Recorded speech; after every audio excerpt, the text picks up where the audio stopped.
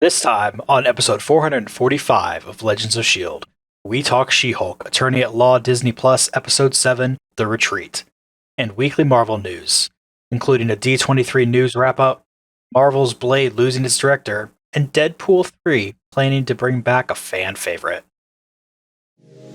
I'm Stephen John Drew from Better Podcasting, a podcast about podcasting, part of the Gonna Geek Network. Just like the show you're checking out now. Shows on the network are individually owned, and opinions expressed may not reflect others. Find fantastic geeky shows at GonnaGeekNetwork.com. You have been granted clearance by Director Alfonso Mack Mackenzie. Stand by for a S.H.I.E.L.D. debriefing.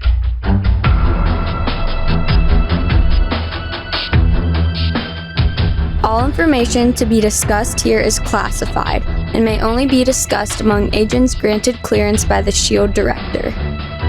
And now it's time for your special debriefing. I'm Agent Lauren. I'm Agent Michelle. I'm Agent Chris. I'm Special Counsel Anthony. And I'm producer of the show, Director SP. Welcome to Legends of S.H.I.E.L.D., a Marvel Comic Universe fan show discussing the Marvel Cinematic and Marvel Comic Book universes as told on screen by Marvel Studios.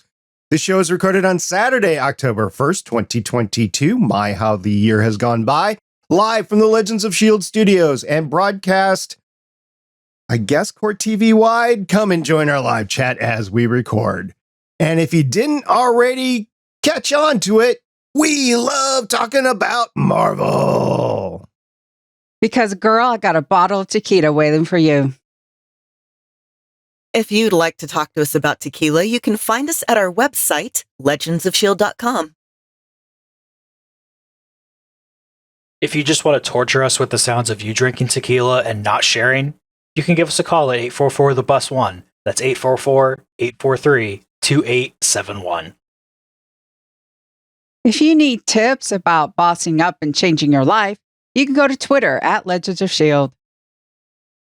If you want to see our happy faces talking about tequila, girl boss, I don't know, you can find us on YouTube at youtube.com/GonnaGeek.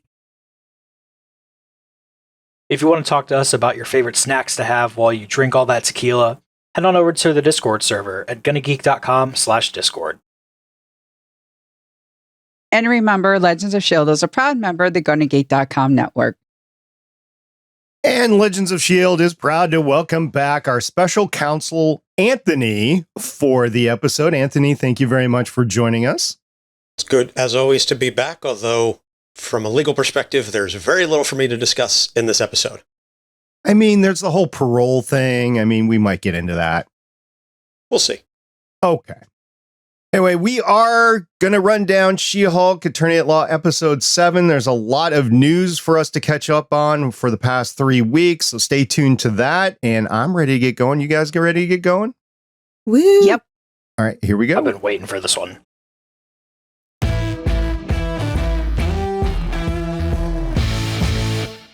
She-Hulk, Attorney at Law, Episode 7, premiered on Disney Plus Thursday, September 29th, 2022. The episode was titled The Retreat.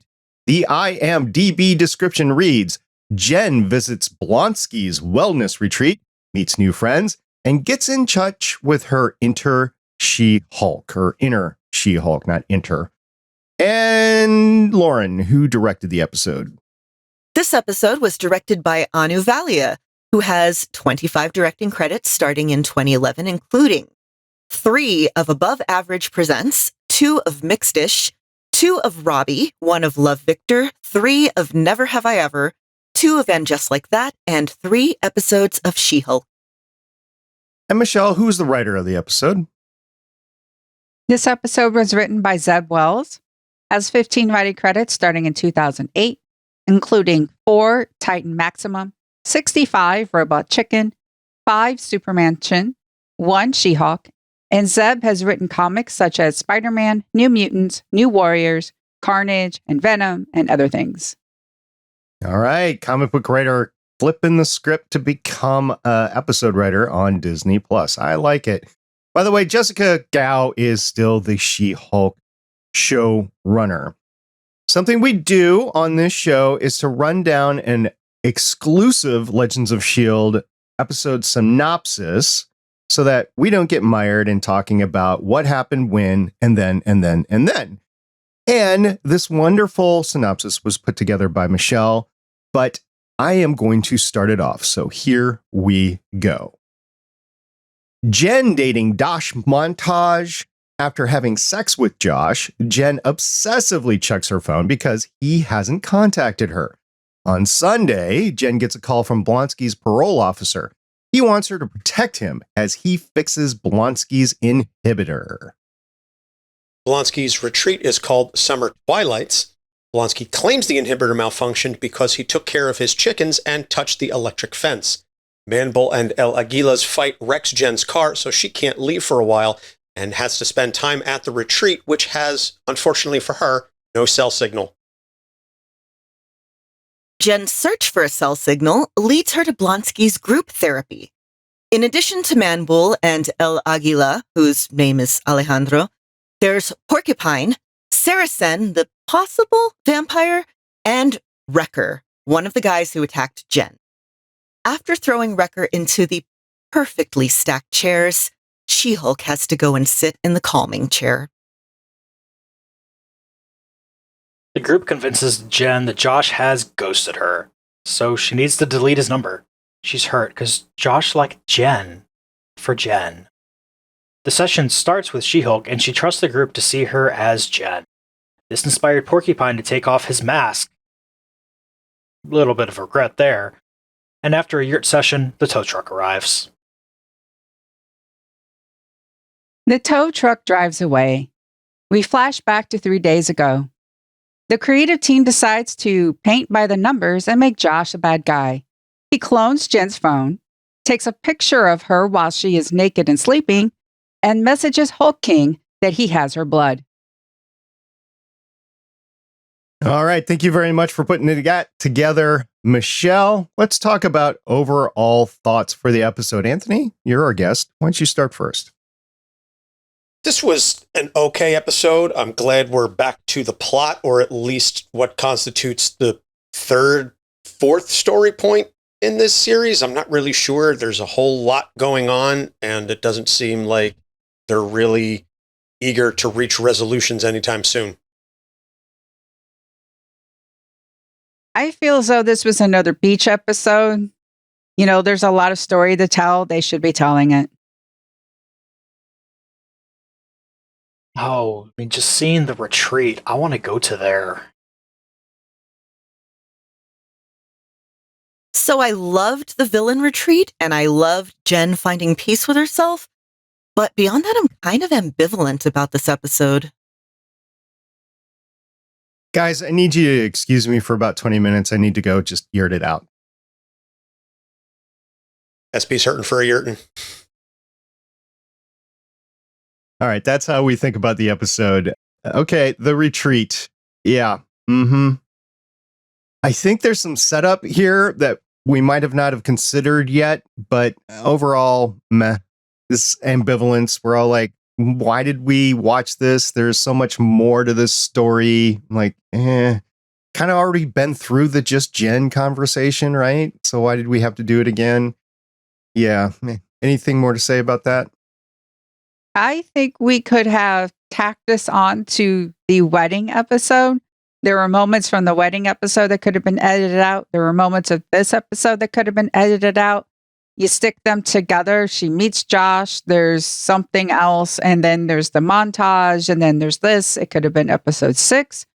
And we could have 3 more episodes because we need a lot of stuff to... Who's Hulk King? We got to find. Then there's the blood. And where's Daredevil? And where's the super suit? Yeah. In the end, we know that Jen's blood has been taken, or we didn't actually see it, but I mean, there seemed to be confirmation that her blood was taken, so. Yeah, Josh says it was taken, but you're right, we don't really see it. So while I will mostly admit defeat and admit how stupid it was that I was kind of trying to say last episode that Josh might not be the bad guy. I'm like 98% sure now that he is a bad guy. Yeah, when that happened, I was like, oh, Michelle's going to be pissed. It was just, can we do something different? And not only is he a bad guy, this is borderline sexual assault because she is naked, taking pictures of naked women while they're sleeping, can classify as revenge porn. He's taking fluids from her there's just, not only is he a bad guy, this is just it. And I know this is trying to deal with so many girl power feminist issues. Women can be strong and smart and beautiful and blah, blah, blah. We can be all these things, but we've had, 4 episodes of it. I want She-Hulk and Jen to be in plot for story to move on. I think the big thing for me with this is, okay, I really liked the villain retreat. I liked all the fake outs of, oh my God, this is how they're going to get Jen's blood. But again, the whole plot of this episode revolves around a guy. It revolves around Jen obsessing over Josh. And I think that if she had been like on the phone for work or something like that, just something that actually kind of ties into the plot a little more, I think I might have liked it a little better. Also, it is kind of noticeable that I think this is the first episode written by a guy. I could be wrong. Might be right about that. I did not check into that, but I think you're right. Yeah, there's that whole, the whole we all know about the Bechdel test. And for those who don't, it's not an actual like, oh, a movie or show needs to revolve around this to be correct. It's a thought experiment. Name a movie where there are 2 named women talking to each other about a topic that is not a guy. And it's like the lowest bar, and it's still so hard to find. I mean, it's less hard now because you're finding people who grew up frustrated by that are the ones who are doing a lot of writing now. But again, it's just Josh in this episode. Like, I really wish that Jen's revelation hadn't revolved around a guy not calling her back. Yeah, and this episode doesn't even pass the test. This could have been a really interesting episode to introduce Lizzo. That's where the bottle of tequila thing comes in. It would have been interesting if Titania was there. They could have been fighting and then end up in therapy sort of deal. There are so many different ways that a lot of this could have been handled, because there's also the idea of women competing against each other that could have been explored instead of the boyfriend needing to be validated by a guy, because women are socially conditioned to be competitive with each other. One of the things that we have to unlearn that, and we need to learn how to lift each other up and to actually appreciate when my friend, who is a girl, female presenting, who's like, I'm a woman. All right. And you've done all these wonderful things, not being jealous of it, lifting her up while, but not being, it's just, there's so many different things that they could have done besides a boy didn't call me. And also 3 days, Jen, it's a week. You can't even go into the ghosting tech thing until like a week, because and with a friend like Nikki, she doesn't know the 4 stages of LA dating. Come on, just this episode. All right. I have a theory here that I'm going to float by you guys, and I'm going to ask you if the theory would have been worth it if it is true. So the theory is Blonsky's inhibitor is not working. He claims it is because of a chicken electric fence. I don't think that's it. Our swashbuckler has proven that he can discharge bioelectronic energy from his sword. What if he's training a team to go out and protect Jen in case she needs it because he wants to protect the Hulk family as part of his reparations? What if this group of guys, because we also know that the show does not throw away one-use characters, into a team that is ultimately going to protect Jen? A, would that have been worth it, this whole episode? And B, is that even a thing that's going to happen? I like the idea of him kind of having his reformed, supervillain team, although aren't even really that super right now. But to protect Jen, I don't know. Jen's a Hulk. She can, the whole thing is that she can protect herself. She needs to, this episode was about her finding happiness in being Jen and She-Hulk, and that finding that Jen is every bit as good as She-Hulk. I think it would be incredibly invalidating if, here's a bodyguard team for you. Yeah. This discussion is actually touching on 3 different points that I had in my synopsis or in my show notes. So, first off, aside from the record, everyone in the group has either a stabbing implement or sharp points on them or something, because you've got Porcupine, you have the vampire who naturally sucks blood, you have Man-Bull, and you have El Aguila with the sword. So you've got 4 dudes, all of whom can theoretically stab or prick Jen. I thought they were going to gang up on her to try and get blood from her. So that was my first thought. Also related to something that Michelle was talking about, and also Lauren with respect to the Bechdel test, there's not a single female in the group. It's all dudes.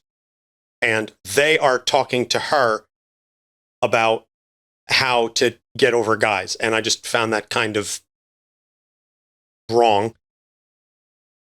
Where did all these powered individuals come from? Powered whatever, to the extent that, these are basically D-listers, but are they all registered with the Sokovia Accords?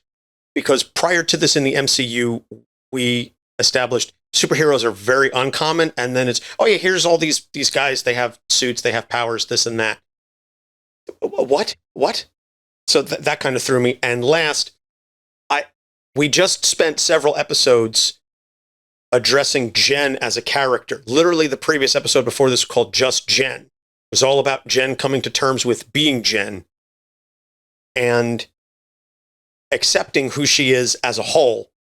And then you completely undermine this to turn her into this simpering, soft character just for the trope. I understand to a small extent why they did it, but it really, really bothered me. And I was watching this whole episode going, this isn't Jen, at least not the Jen that I know from the comics, because the Jen from the comics is very secure in both her Jen presentation and her She-Hulk presentation. She's a little mousier as Jen, admittedly, but she still knows who she is and she still knows what she brings to the table. And this whole thing, just as a fan of the character, really, really rubbed me the wrong way. This whole thing watches like they didn't really tell Zeb what was going on in the previous episodes.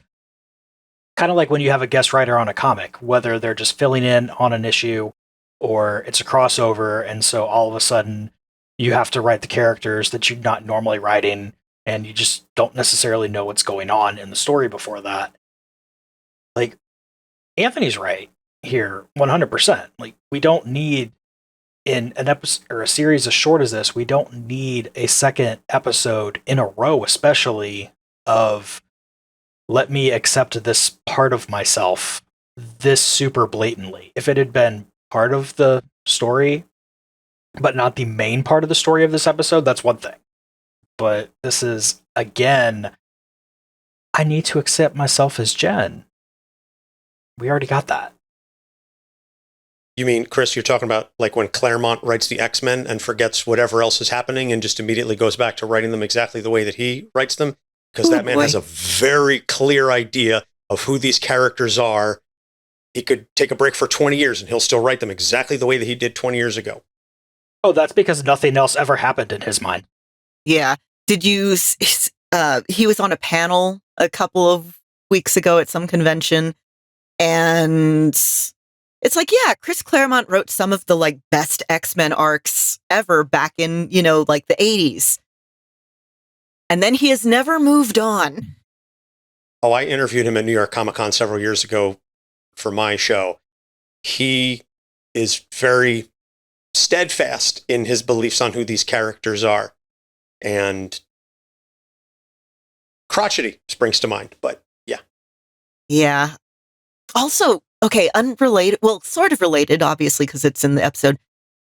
Dating rules are so dumb. I've never gotten them. I think it's just another way to make people feel insecure. I hate it. It's the wedded industrial complex. I've been to LA several times, but I've never actually lived there. What are the 4 stages of LA dating? Because I don't know them. Okay, well, stage 1 is pretty universal, which is I hope this guy doesn't assault me and murder me and leave me in the middle of the Mojave Desert for my body to rot for all eternity. So that's pretty much a universal stage 1. Stage 2 is this person going to ghost me or not? Then it moves on to, is this person going to bench me or not? And that means that this person, you go out with them and then for a while you don't. And then is this a ghosting? But then they contact you again. But what you don't realize is that they've been playing the field. And it's basically one of those bring me in coach situations. That's benching. And then you get into the whole sort of not getting, okay, so I'm not dead yet. I've not been ghosted. I'm not benched. Is this possibly real-ish? That's basically like the 4 stages. Okay. I am so glad that I'm not actively dating. It's rough out there. Yeah. I'm the single person of this group. It's rough out there. Yeah, I'm so glad I'm well past that. And I met my wife online, but I'm glad I'm out. So I want to go back to my theory a little bit because I don't think we fleshed that out. You guys said Jen can take care of herself. Yes, I agree. Jen can take care of herself. But if what has happened is true and her blood has been taken and it is being used to clone or get some super soldiers out there or something like that, she's going to need a team behind her. It's not just going to be her. So I could see this episode setting that up for the last 2 episodes. And I don't know which side Titania is going to end up on, but she's going to end up on one of the sides. I still kind of wish that, like, who was it earlier that mentioned that they wish that Titania was here at the place?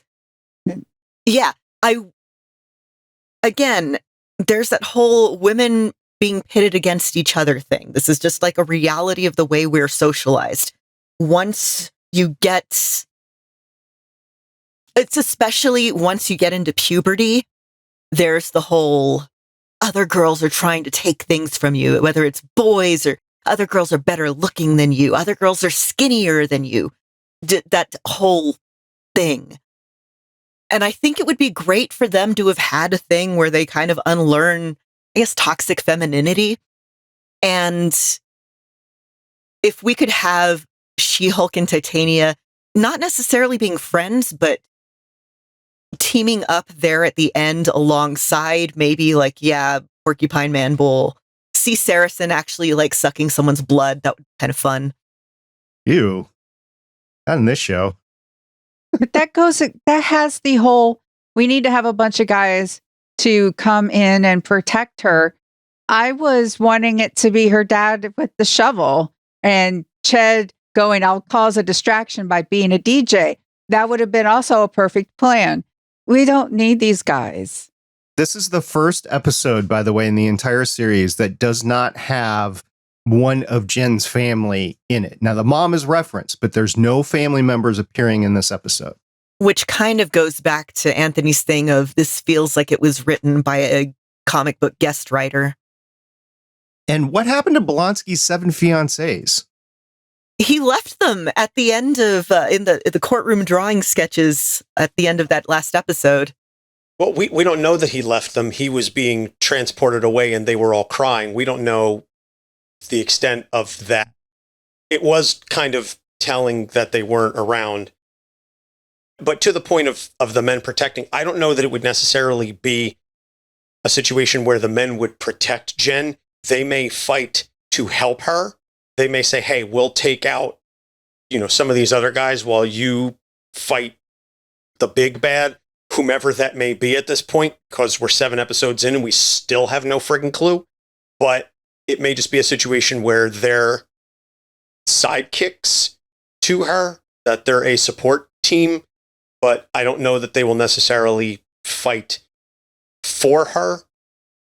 They will fight for her, but they won't fight for her. Right. If you get what I'm saying. That's kind of what I meant, but it was coming out wrong. So thanks for correcting me. Also, who is Hulk King? I have no idea who Hulk King is. I still think it's the leader. No, I mean, is there a comic book character called Hulk King? Is there some comic background? What is this character? There's Hulkling, but that's a whole other completely thing. Different. He's not a Hulk. So this was kind of made up for the series? Yeah, that could just be the screen name. Yeah, I assumed it was just the screen name. I mean, I use Sith Witch everywhere, and that's not my real name. It is? Sorry to tell you. I thought it was legally changed. I mean, Okay. Yeah, I'm not finding anything online about Hulk King besides questioning who is the Hulk King? Yeah. Okay. Yeah. I'm glad I'm not alone. Chris, previously on, best yet? I'd like to think that I am the previously on expert of this show because at least one of us has to think that I am, and I know that everybody thinks that they are. But I think this might be the best fourth wall break of this series because Jen is specifically saying, hey, what the heck? This guy? Really? Come on. They talked about him in the previously on, right? Okay, let's make sure. We're going to do it again. Hey, guy in the sky, do it. That was really fun. Yeah, that was a fun part of the whole episode. I mean, her poor car, though. I mean, that little Prius, she's lost 2 cars in the span of this series. It's Prius Prime. Prius Prime. They paid a lot of money for that product placement. You better get it right. The other one was, I believe, a Toyota as well. I think I figured out. I don't remember what it was, but I spent a lot of time into it and it turned out to be inconsequential. But I believe Toyota has a product placement here, as does probably Jeep. But anyway, yeah, her car getting toasted like that. I don't know if we're going to see her car again. I think it's fixable. I've been through stuff like that before. It depends on the value of the car versus the value of the repair. Nowadays, just about everything is repairable as long as it's not quote unquote totaled, like the frame is actually bent. And I don't think the frame would have been bent by the impacts that it received, but I don't know. Anyway, that poor Did it look undrivable to you? Yes, it's a hybrid. Of course it's undrivable. Okay. That's what I was asking about because I don't have any kind of hybrid experience at all. I have a hybrid. Do you have electric engines that are on the front wheels? I don't know. It's a Hyundai. I bought it because it's got 51 miles per gallon. And I have a long commute. Yeah, odds are if it has electric motors in the front wheels, if you take any sort of front end damage whatsoever, that car has got to be repaired and the transmissions need to be aligned and stuff like that. Not to mention you need to make sure that the battery doesn't explode. So there's that. Some battery testing and some electronic connectivity testing needs to be done. Okay, weirdly enough, this touches on what I really, really liked about this episode. which was the villain retreat and just the kind of mundanity of just people in therapy. How would do you think insurance policies would change regarding superhero stuff quickly or slowly? Because I imagine that they would have to add all sorts of clauses of this was done by a powered individual. You have more liability or less liability depending on what your powers are, that sort of thing. Well, the insurance companies would move lightning fast because there's money involved. Legally, it would move glacially slow because there's lawyers involved. So, see, this is your lawyer tie-in for the episode. If Congress, because of all of the damage, was able to quickly get through some of that stuff, kind of like what we saw in the last couple of years with extra medical benefits and stuff like that, I think it is possible to reform a portion of the medical insurance industry to do that. I mean, Congress can move quickly if they want to. I mean, goodness knows they passed laws regarding extra protection just to make sure that Supreme Court justices didn't get their feelings hurt while they're eating dinner. So they can move fast if they're properly motivated. I just don't know that this would necessarily properly motivate them, because I'm sure that there's a giant lobby out there somewhere in the MCU trying to prevent people from getting access to benefits, care, things of that nature. Yeah, you've had New York demolished. You've had Celestial pop up in the middle of is it Indian Ocean or Pacific Ocean? I don't know, somewhere out there, right? I don't know, because they never talk about it. Yeah, there's just this like dead baby god just sticking out of Earth now, and nobody mentions it. Did they like send in a mining crew to clean that up? Can we get Armageddon but for the MCU regarding taking that thing out? Like, what's going on? In fairness, this series did touch upon it. We actually talked about it earlier. It was part of one of the news stories, right, on the screen. So at least it's mentioned, but there's that was a gag. Yeah, it's not like at the beginning of Spider-Man Homecoming where you have damage control coming in and everything, and you actually have a story there. There's no story about that here. Yeah. No marine salvage. It's that sort of mundane, like, okay, well, how is this going to affect everyday stuff? That's what I've been really loving about this series. I did enjoy the intro sequences and montage of her getting ready for the dates, the camera work that was done with her in different rooms simultaneously. I did enjoy that. That was, I believe, well done. I mean, we like montages on this podcast anyway. Generally, they're training montages, but I did like that montage of her getting ready. It was before anything kind of bad happened in the episode, so it was easy to get into. Also, I was watching She-Hulk in specifically the lodge where she was getting training. And is it just me, or did the CGI look a little bit better, or are we all just ignoring that now? Oh, I thought the CGI, maybe not necessarily, I wasn't focusing on it on She-Hulk in therapy, but it was painfully obvious when she was walking around the retreat with Blonsky that it was green screen or volume or something, but they were not present on a real set. And it was just so obvious. The lighting, that's ultimately what it came down to. The lighting was bad, and it screamed that they were not on a real set.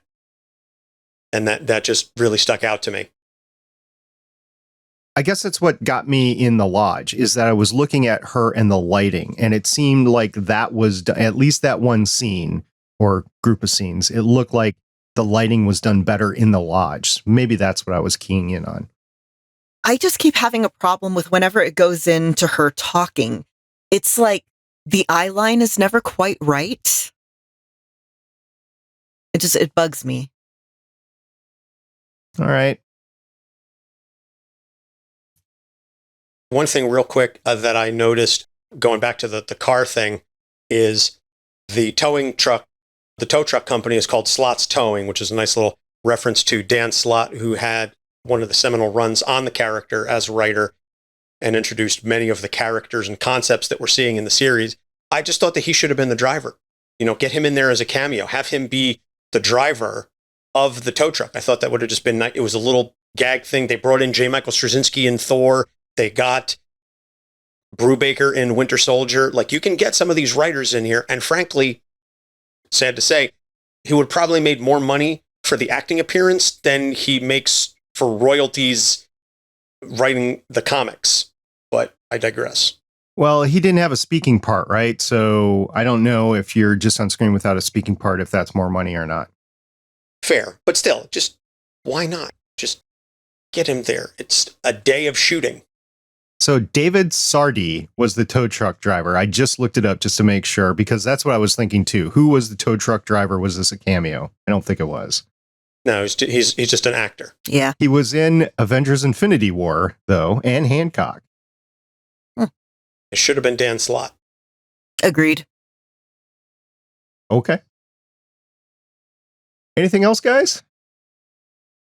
All right, we'll do final thoughts. Anybody want to go first? I know Chris does. Just the entire feelings of this one about people ghosting you and thinking all these societal rules about why haven't they contacted me? Can I contact them again? Am I going to look like a needy person, clingy person? It just hits close to home in a lot of ways that I'm not ready to get into right now. But somebody really needs to get Jen a smartwatch so she can look at that instead of her phone.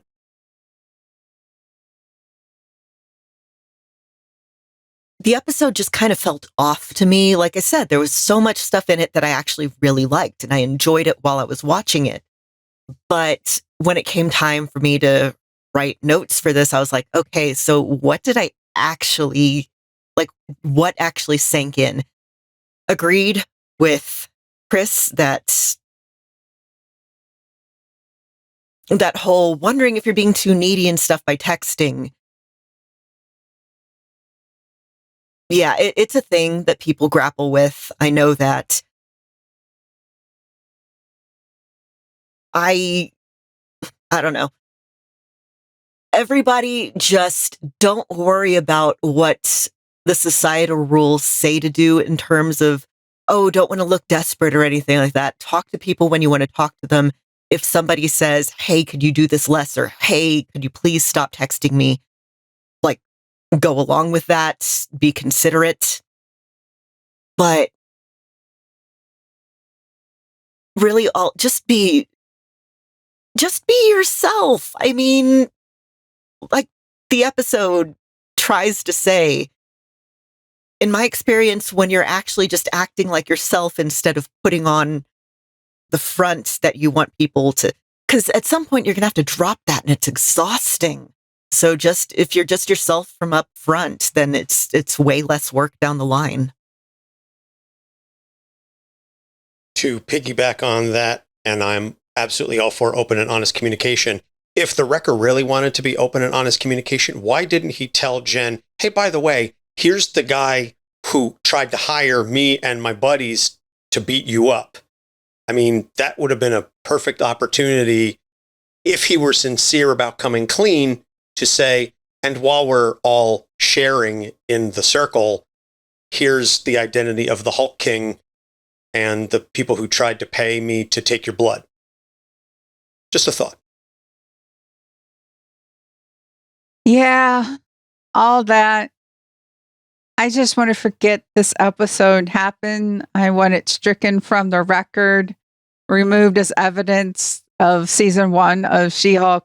Whatever needs to be done. I think if I ever watch this again, it's just going to be skip episode 7.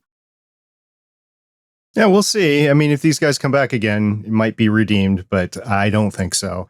And oh, by the way, there was no mid or post-credit scene here either for the second episode in a row. I think it's a missed opportunity for this series because maybe there should have been a scene with the 7 fiancés and what they were actually doing or something. I don't know, but I believe it was a missed opportunity.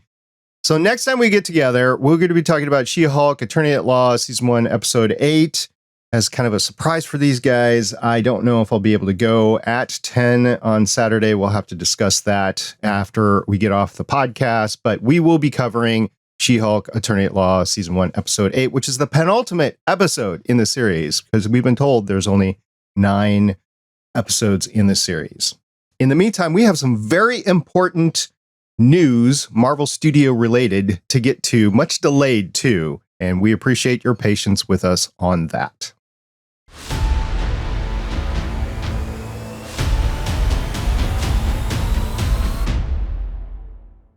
Well, all right, D23. Disney's movie and television studios revealed plenty of news at the D23 Expo, which ran September 9th through 11th at the Disneyland adjacent Anaheim Convention Center. Highlights included panels loaded with cast and creatives behind almost every big Disney property. We go into films. Ant-Man and the Wasp: Quantumanium. The crowd saw new footage from the threequel starring Paul Rudd, Catherine Newton, Evangeline Lilly, and Jonathan Majors. It opens February 17th, 2023 in theaters. Next, Black Panther: Wakanda Forever. The crowd thrilled to footage from the MCU sequel starring Angela Bassett as Ramonda. It opens November 11th, 2022 in theaters. Captain America: New World Order. Shira Haas and Tim Blake Nelson have joined the cast of the sequel starring Anthony Mackie. It arrives in theaters May 3rd, 2024.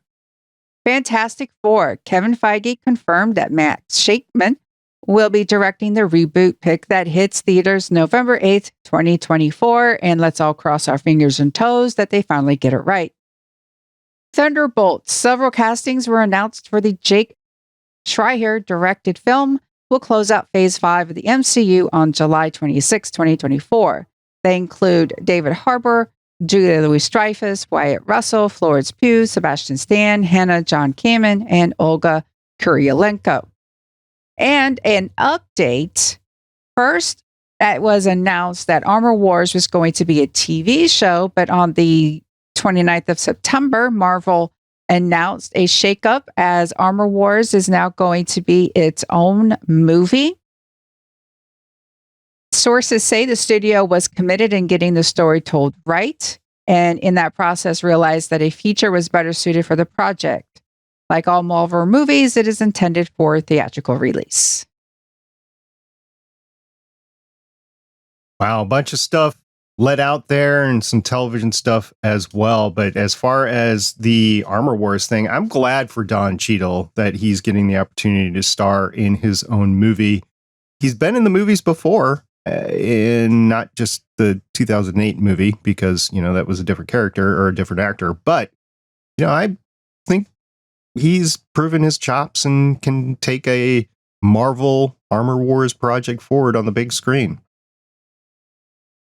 Do we want to talk about the television announcements?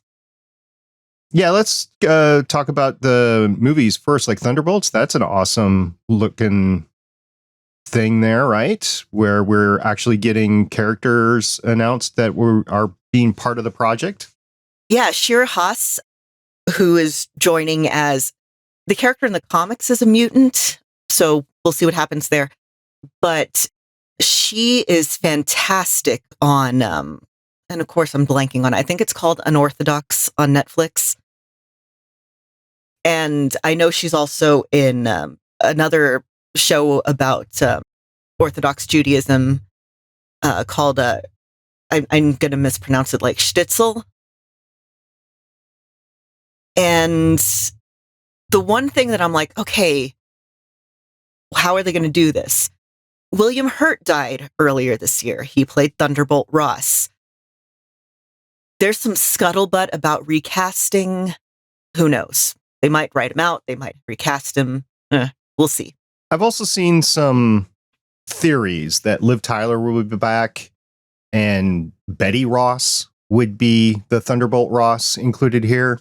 I don't know if that would work or not, but it's a possibility, I guess. I want my Or Zemo. you could name him after it as a tribute. True. Zemo would be an obvious choice to be in here, wouldn't it? Mm-hmm. He usually is in at least the later iterations of the Thunderbolts, at least the villains turned heroes-ish. You know, that famous Thunderbolts 1 where it was revealed that the Avengers were actually the Masters of Evil operating as superheroes-ish. Zemo needs to be involved somehow if for no other reason than we just need more of Daniel Bruhl. Mm-hmm. Do you think with the inclusion of Julia Louis-Dreyfus that it would be too much to add another leadership role to the team? Maybe more of an advisor? Okay. Yeah, fair. All right. So that's the film part of the D23 announcements. Michelle, you have some television parts of the announcements too, right? Of course. Starting with Ironheart, Shakira Barrera joins the cast of the Disney Plus series starring Dominic Thorne as Riri Williams. The premiere date is still to be announced. Secret Invasion, full trailer for the Disney Plus series starring Samuel L. Jackson as Nick Fury that premieres in 2023. Loki, Ki-Hugh Kwan, who has finally joined acting again. Yay! Joins the season 2 cast of the Disney Plus series starring Tom Hiddleston, Owen Wilson, and Sofia DiMartino. Production is underway, but the premiere date is still to be announced. Echo cast members Akio Cox, Vincent D'Onofrio, Devery Jacobs, Graham Greene, Cody Lightning, and Chaske Spencer hosted a special look at the upcoming series that also stars Tantu Cardinal and Zahn McClarnon. Premiere date is also to be announced. Daredevil, Born Again, Kevin Feige and co-star Vincent D'Onofrio discussed the upcoming Disney Plus series. They were eager to chat about the new Disney Plus series starring Charlie Cox. Production will begin in 2023. Werewolf by Night, the Halloween-themed program starring Gail Garcia Bernal and Laura Donnelly, Marvel Studios' first TV special, was revealed along with a trailer and an October 7th premiere date on Disney Plus. I'm so happy about that one. I can't wait. I really like Gael Garcia Bernal, and we're going to have Elsa Bloodstone, it looks like, who is awesome. I know every time something comes up with this, I keep saying, everybody read Next Wave Agents of Hate. Everybody read Next Wave Agents of Hate. Elsa Bloodstone is so fun. We did an episode on Elsa on my show, and it was a blast. Out of all these, I would say my highest expectations are with Secret Invasion, which is a double-edged sword, because if it's not as good as I am hoping it is going to be, I'm going to be disappointed. But I think that's going to set the pace for a lot of what's going to happen as we go forward with the phases. Maybe that's just me. I don't know. The rest of them, I've already said I'm really head over heels of Ironheart. Looking forward to seeing that come to any screen really, but the small screen, the MCU. Loki, Ki Hon Kwan, is that how you say his name? Ki Hui Kwan? Yeah. Short Round. He is, for those that don't know, he was Short Round in Indiana Jones and the Temple of Doom. So as Michelle stated before, it is great to see him back acting again. He's also supposed to be in Indiana Jones 5. Which has been announced. I don't know if it's filming yet or not, but I think all involved want to get that bad taste out of their mouth of 4. I think that's the only reason they're doing 4? 5. Wait, wouldn't it be Indiana Jones 4? It was in the same universe where they made the Avatar: The Last Airbender live action movie. It doesn't exist. Come on, guys. You guys like bad movies and you're going to say that this doesn't exist? Okay. There's bad movies that are good because they're bad. You get with your friends, you get inebriated or whatever, and they become good. There are just things that are just so bad and bland that need to be erased from cinematic history. Yeah, I actually don't mind it, truthfully. Yeah, but then again, I watch a lot of bad movies, so my threshold is, I understand, different from a lot of people. I like how Marion was brought back in it. That's probably about the only big thing that I like in did the movie. like that. That was like the big draw for me. Anyway, Secret Invasion. Am I putting too much hopes into it? No, it's one of the biggest storylines in Marvel. And Marvel's putting a lot of hopes into it, so we should too. Yeah, it's going to be very ambitious. So I just want them to take the time and get everything right, like in terms of writing and just everything. Yeah, we've been covering the filming dates, and it ended filming a few months ago. So they're in post-production right now on it. Please take the time to do the post-production right. Please, once again, please treat the special effects and CGI people better than they have been treating them in the past. Yeah, this one is really going to be CGI dependent. And if it doesn't work, it's going to ruin a lot of parts of the story. Yeah, not to mention my gal. We'll see how she fares in it as well. Anthony, I noticed Moon Knight 2 wasn't announced and wasn't talked about. Are you okay with that at the moment? Yeah, there's a lot of chatter that it's already started, that they haven't announced it, or that they're going to. I'm honestly just waiting to see if and when anything is formally announced. I'm not going to go by a lot of the fan talk. I'm hearing stories. Somebody suggested that they're going to reboot it and that the first season was just going to be a movie made by Mark Spector, the Hollywood guy, because that was one of the, or Stephen Grant, the Hollywood guy, because that was one of the storylines in one of the Moon Knight comics, that Stephen Grant opted to turn the Moon Knight story into this pulpy action film. I don't take much stock in that. I think ultimately it's still going to come down to it's a continuation of the story, but I'll just leave it at that. All right. Well, Lauren, we have some sad news for Blade. We do. So it was announced a couple days ago that unfortunately the planned director of Blade, Bassem Tariq, has exited his role as director because there have apparently been a lot of production delays. It was supposed to start filming in November of this year, but there's just, I don't know what the production problems are, but I was reading an article the other day about how Mahershala Ali is not happy about it, understandably. But yeah, apparently due to all the schedule stuff, he has run into a conflict and had to pull out. So he's going to be still executive producer, but we don't know how it's going to affect the production timeline. We don't know who's going to be coming in to replace him.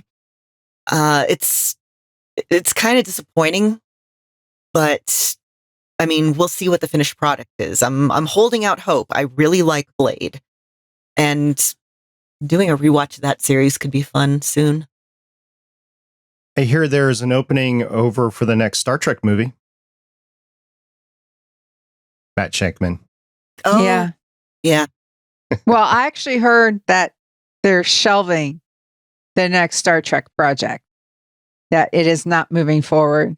When it was announced and none of the cast said that they had been approached or on contract for it, I think that was telling that it was never going to happen, as much as people might or might not want it to happen. Anyway, this is a loss for Blade. I'm hoping it turns out for the better, but we've seen this before in the MCU where directors leave like right before filming.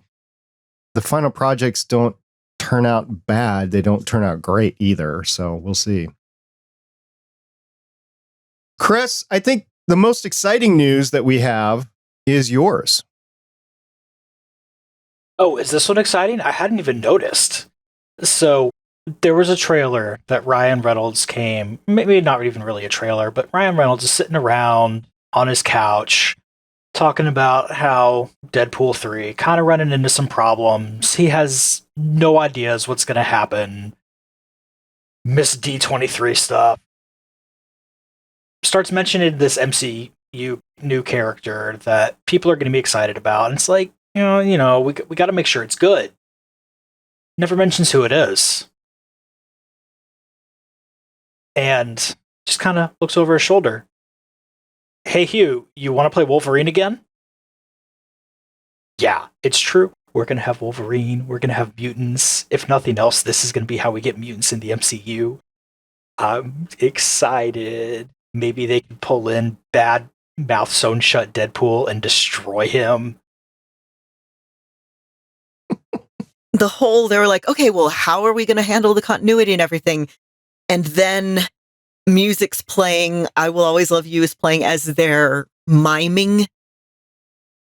It's Wake Me Up Before You Go by Wham. Thank you. It's Wake Me Up. It's playing over the top as they are pantomiming Wolverine stabbing Deadpool in the head with his claws and lots of excited stuff. I listened to that with studio monitoring headphones on, and they are actually talking during the entire thing. If you can back out the Wham song from that, you can probably get everything that they're talking about. You can kind of hear it at the beginning that they're talking about when they're fighting and everything.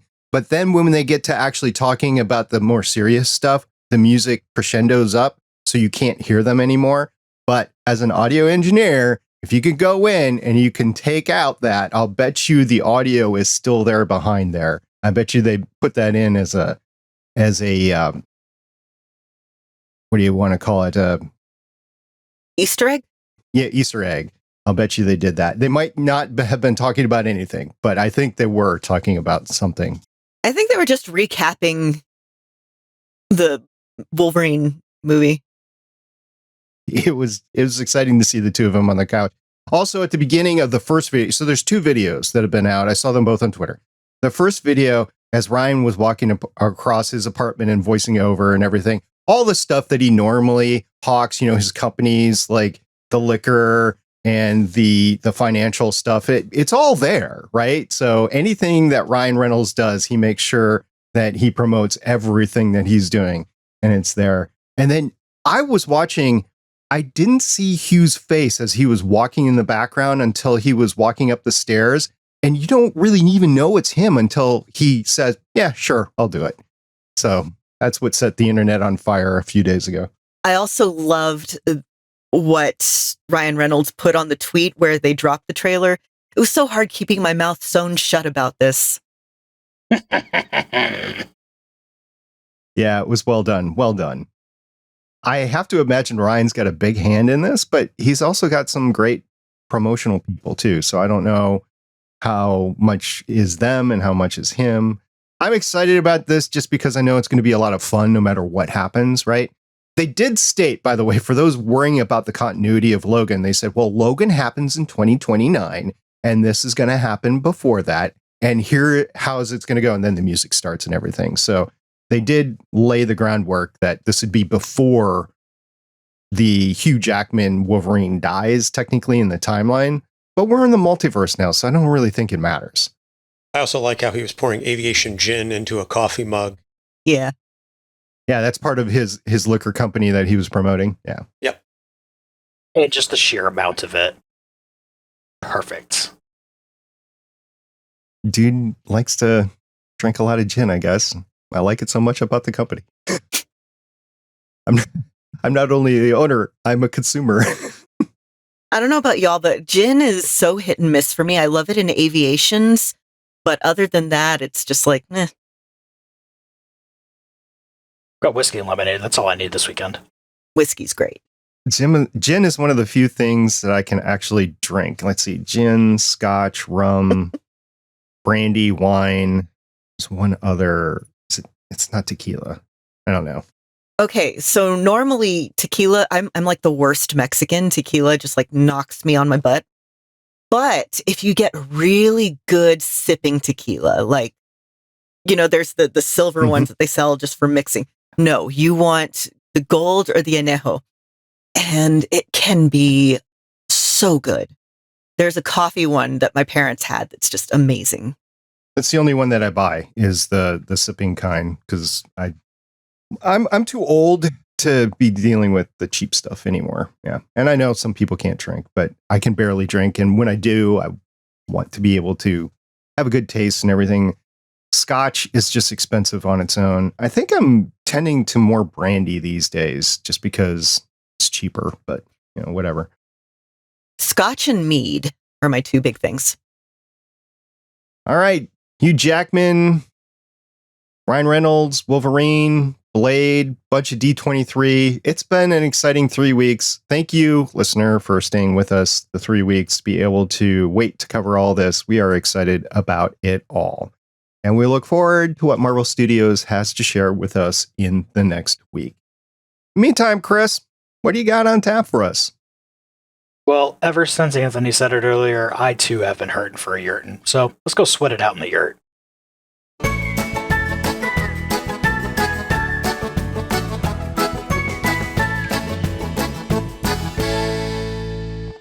Anthony, there wasn't exactly any legalities to talk about. I mean, we really didn't get into the parole thing, the legalities of the parole, but thank you anyway for showing up and talking about one of your favorite Marvel lawyers.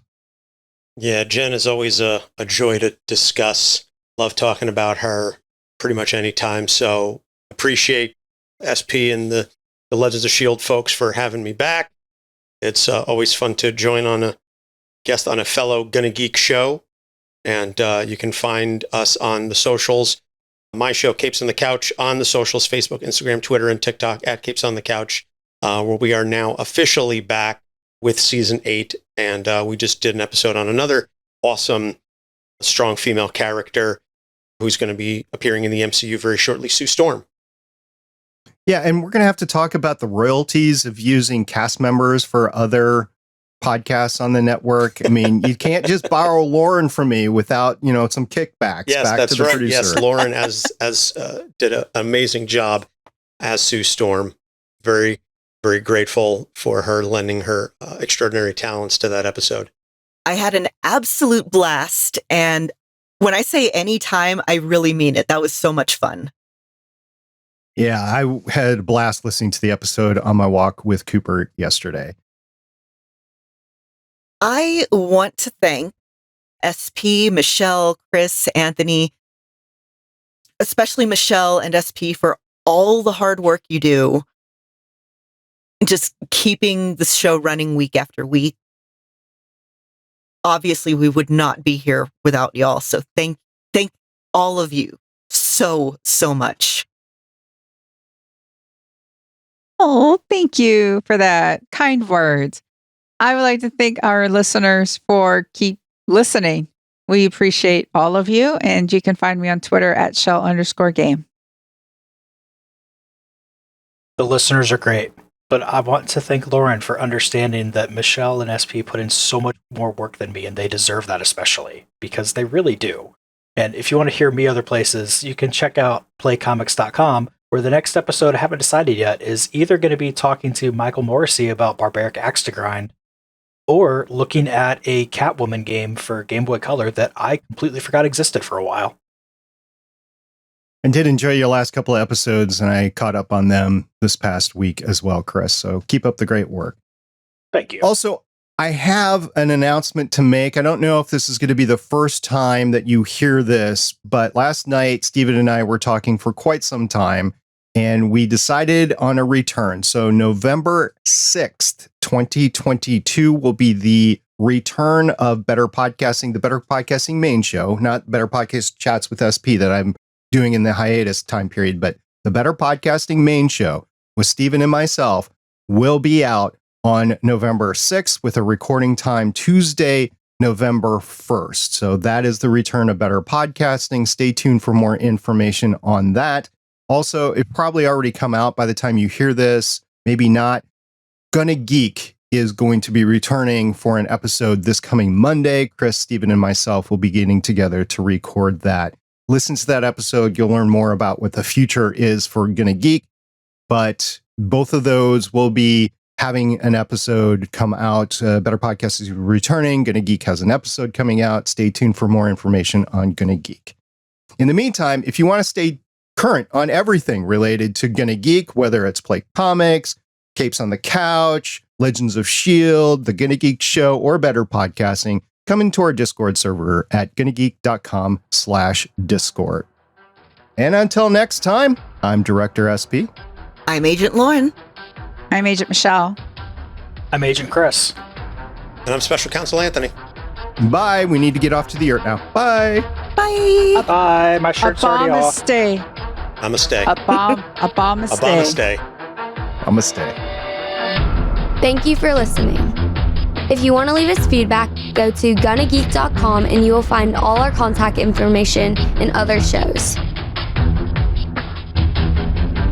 You can also visit legendsofshield.com where you'll find our complete archive of podcasts. The music heard on this podcast is by Kevin MacLeod, found at incompetech.com, and also artists on pond5.com and audiojungle.net. The opinions heard on this podcast are those of the individual hosts and do not represent Stargate Pioneer Productions, Legends of S.H.I.E.L.D, or Gonna Geek. Agents of S.H.I.E.L.D is the property of the Disney Corporation, Marvel Studios, and ABC. No infringement is intended.